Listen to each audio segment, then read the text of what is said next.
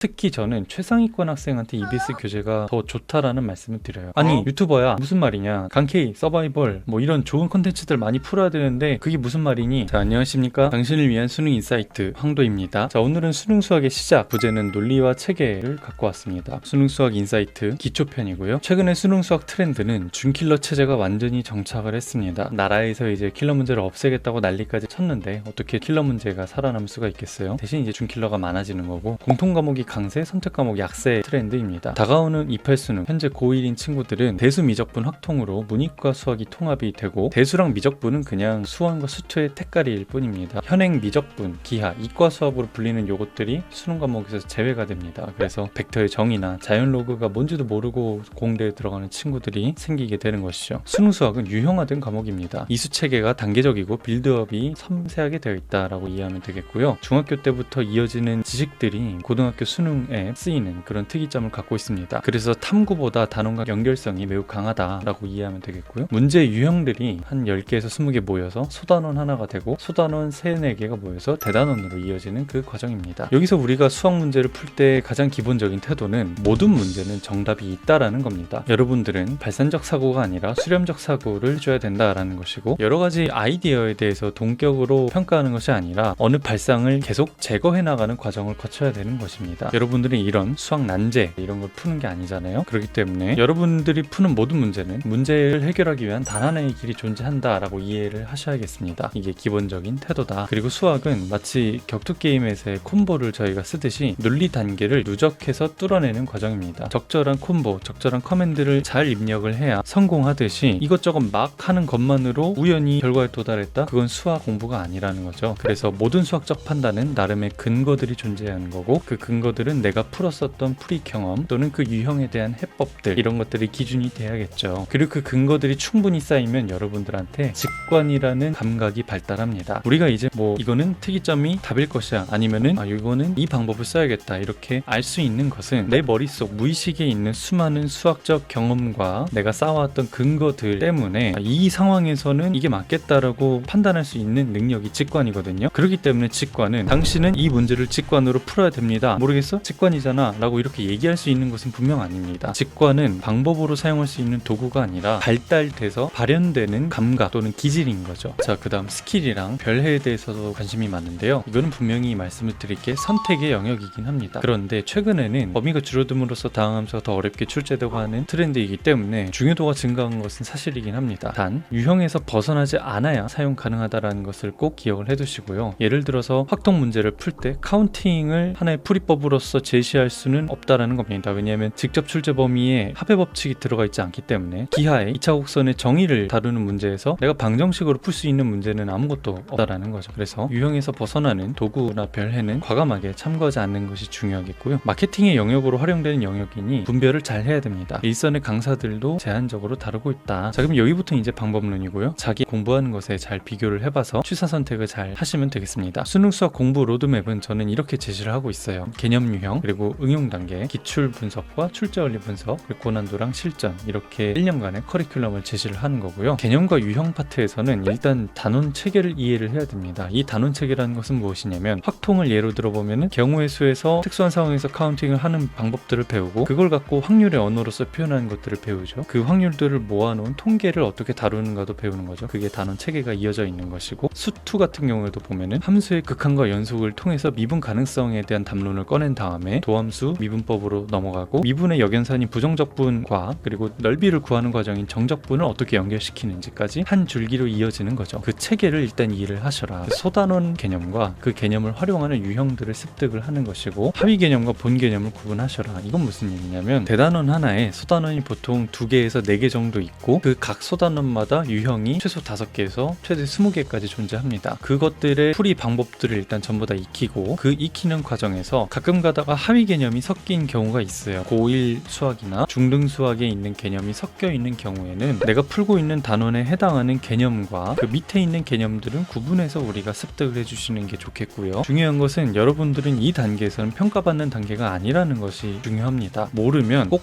해설지를 참고를 해서 배운 개념과 연결을 지어보세요. 그리고 모를 때 앞서 푼 문제들과 비슷한 부분이 있었다면 앞서 푼 문제들을 참고하고 개념들을 참고해서 최선의 풀이를 해보세요. 여러분 여러분들이 유형 문제를 풀다가 누군가가 여러분한테 너는 이 센에서 몇 문제 틀렸으니까 너는 수능에서 몇 점 감점하고 시작이야 이렇게 얘기하는 거 아니잖아요. 지금 공부하고 있는 여러분들한테 평가의 잣대를 들이댈 수 있는 사람은 아무도 없기 때문에 모르면 고통스러워하지 말고 해설지 보면서 배워가고 익히고 잘 외워가면 됩니다. 전혀 그것들을 부끄러워할 게 아니라는 거죠. 센이나 개념 원리 이런 게 있겠고요. 자, 연습장 활용에 대해서 저의 방법론을 말해보면 수학 문제집은 공백이 좁은 경우가 있어서 이럴 때는 연습장을 활용하는 게 좋을 것이다 말씀드리고, 연습장에다가 자유롭게 풀이를 한 다음에 문제집에다가 답을 적고요. 논리 전개 과정을 적어보세요. 예를 들어서 지수 방정식이 있다고 한다면 반복된 형태가 방정식에서 보이면 치환을 해야 된다라는 그 유형 풀이법을 갖고 있잖아요. 그럼 치환을 하고, 치환을 할 때에는 변화하는 정의역을 반영을 해줘야죠. 그 다음에 근과 계수의 관계를 썼어야 됐으면 그것도 좀 적어주고, 이런 식으로 논리 전개 과정을 단계적으로 간단히 서술을 하는 것입니다. 그래서 논리 전개의 기본 과정을 습득하는 것이 중요하겠다는 것이고요. 다음 과정은 응용 적용 단계입니다. 여기에서 활용되는 것은 유형서의 상난이도 아니면은 수특 레벨 1, 2, 3와 같은 비유형서 또는 기출 3점이 해당하겠고요. 앞서 언급한 유형서보다는 조금 더 강화된 사고력을 요구를 하는 것이고, 여러분들이 풀면 느끼겠지만 유형서랑 기출 4점 간의 간극이 매우 큽니다. 그래서 그 간극을 좁혀야 된다라는 것이에요. 연결 연습을 하는 겁니다. 어떤 문제를 봤을 때 그 문제가 해당하는 소단원을 생각하고 소단원 속에 있는 어떤 유형에 해당하는지를 따져보는 겁니다. 그리고 역시나 이 단계에서도 모르면 꼭 해설지나 강의를 참고해서 내가 배운 개념, 내가 푼 문제들이랑 연결해주는 게 중요하겠고요. 그것이 바로 복습 방법이 되는 겁니다. 복습이라는 것은 결국 대단하게 우리가 풀었었던 거를 똑같이 다시 풀고 이거라기보다는 내 풀이의 흔적을 확인을 하고 다른 문제를 풀 때 연결 지을 수 있는 것이 복습의 일환이에요. 근데 이거 분명 옛날에 풀었었던 문제랑 비슷한 게 있었는데 하면은 그걸 찾아보세요. 그리고 이땐 이렇게 풀었었구나. 그럼 이 문제는 뭐가 다를까? 이런 것들을 생각해보라는 거죠. 그게 복습이고 조금 더 효율적인 공부 방법이 된다는 겁니다.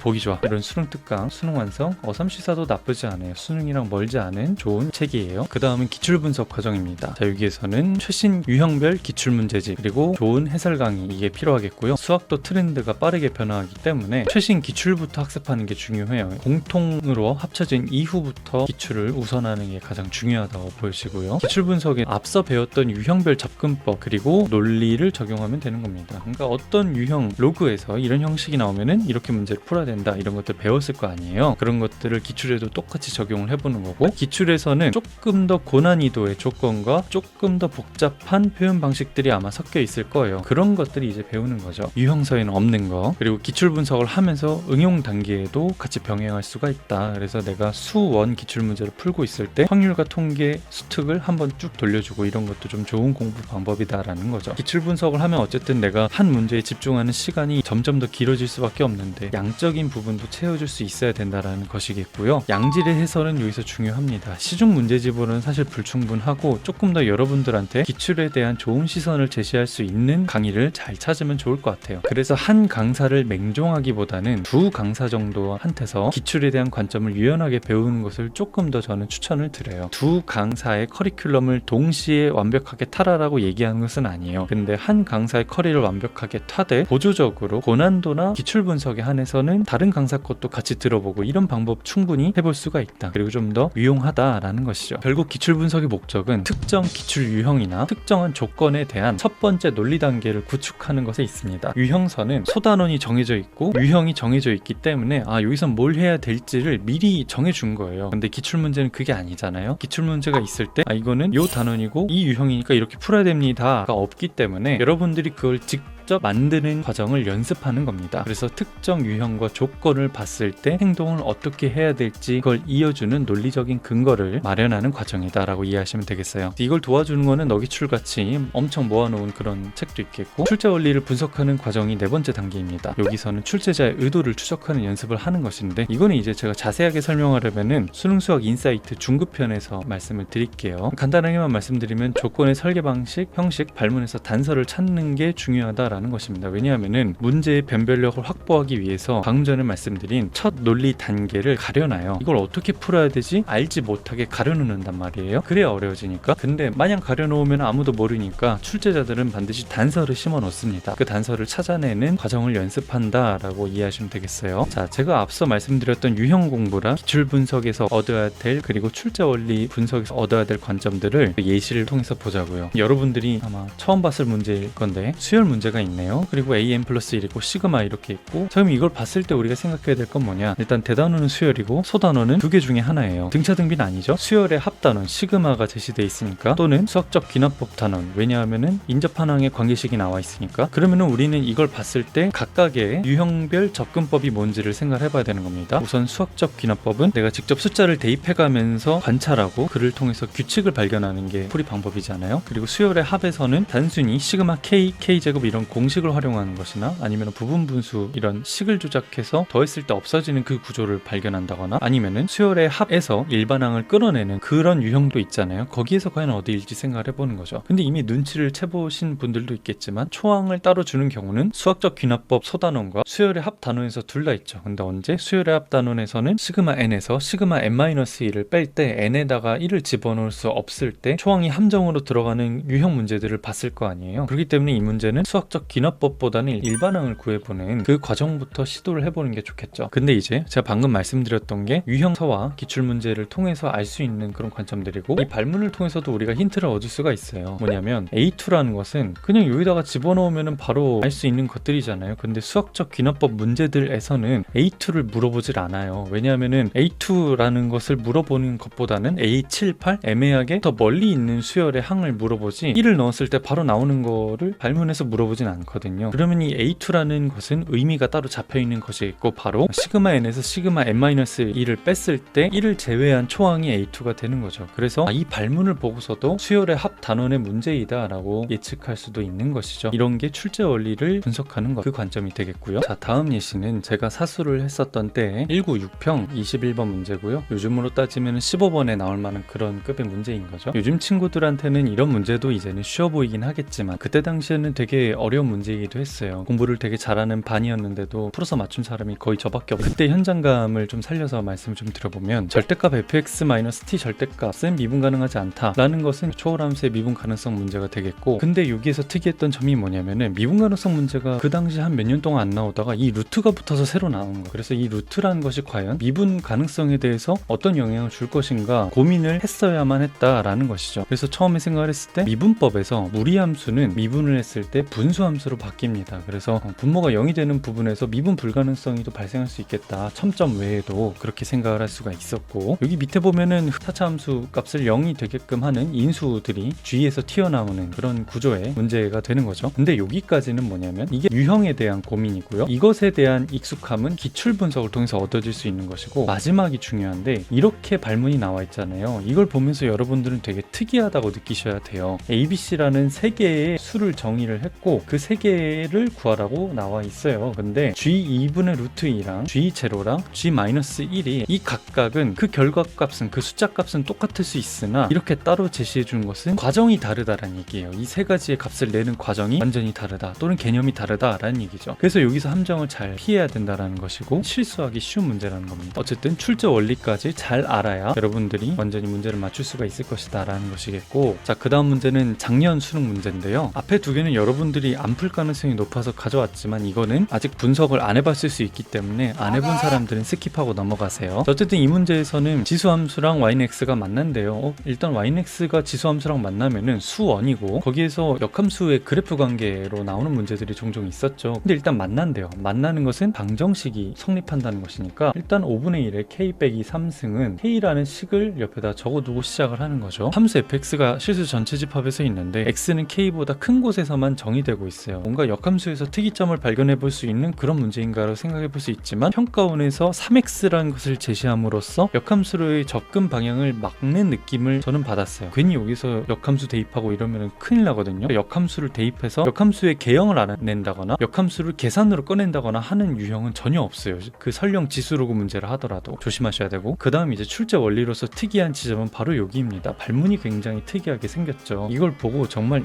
이상하다 라고 느껴야 되는 것이고, K의 3승 곱하기 5의 3K 승이 있는데 이거를 우리가 알고 있는 요식을 통해서 만들어 주기만 하면 풀리는 거는 1분 안에 풀립니다. 생각할 때까지 오래 걸린 문제였어요. 제 입장에서는 한 3분 4분 고민하고 푸는 거는 1분 만에 푸는 대표적인 평가원에서 종종 좋아하는 문제 유형이라고 느껴져서 가져왔고요. 이것도 마찬가지로 여기서 유형을 알아내는 과정을 말씀드렸고, 출제 원리를 한 번쯤 더 고민해보는 그 과정을 말씀드렸어요. 마지막 과정은 이제 고난도랑 실전 모의고사인데, 이거는 수능 수학 인사이트 고급편에서 제가 다뤄볼게요. 아마 8월쯤에 올려드릴 것 같은데 넘어가고 FAQ를 해보죠. EBS 교재 꼭 해야 하나요? 자, 이것에 대한 대답은 꼭은 아니긴 한데 무조건 해야 되는 건 아무것도 없죠. 근데 하위권에서 최상위권한테 모두 좋긴 해요. EBS 교재라는 것이. 특히 저는 최상위권 학생한테 EBS 교재가 더 좋다라는 말씀을 드려요. 아니 유튜버야 무슨 말이냐, 강케이, 서바이벌 뭐 이런 좋은 컨텐츠들 많이 풀어야 되는데 그게 무슨 말이니? 근데 오히려 최상위권 학생들은 사설 컨텐츠는 어느 정도 수준에서는 한계 효용이 크게 떨어집니다. 왜냐하면요, 사설 컨텐츠의 생리에 대해서 여러분들이 알아야 되는데, 사설 컨텐츠 제작자들은 굉장한 딜레마를 갖고 있는 게 뭐냐면요, 평가원은 항상 도망가요. 시중에 있는 모든 컨텐츠로부터 도망가기 위해서 신유형을 개발을 하죠. 사설 컨텐츠도 평가원스러움이라는 것을 가져가기 위해서라면 신유형을 개발하고 그거를 내놓을 수 있어야 되거든요. 그런데 학생 입장에서 느껴지기에 이거 좀 낯선 문제가 나왔을 때